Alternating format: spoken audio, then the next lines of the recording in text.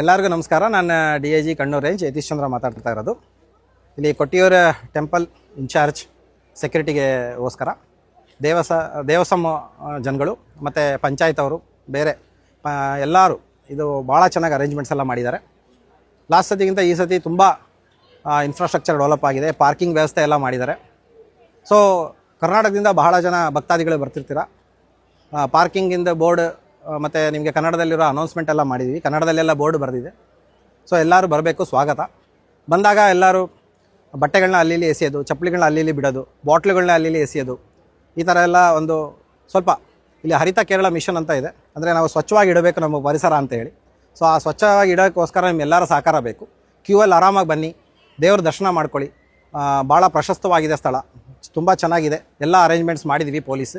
ನೀವೆಲ್ಲರೂ ಬಂದುಬಿಟ್ಟು ದರ್ಶನ ಮಾಡಬೇಕು ಮತ್ತು ನಮಗೆಲ್ಲರಿಗೂ ಸಹಕರಿಸಬೇಕು. ಈ ಒಂದು 26 ದಿನಗಳ ಒಂದು ದರ್ಶನ ಸಕ್ಸಸ್ಫುಲ್ಲಾಗಿ ತಗೊಂಡೋಗ್ಲಿಕ್ಕೆ ನಿಮ್ಮೆಲ್ಲರೂ ಸಹಕಾರ ಬೇಕು. ನಮಸ್ಕಾರ, ಥ್ಯಾಂಕ್ ಯು, ನಮಸ್ಕಾರ.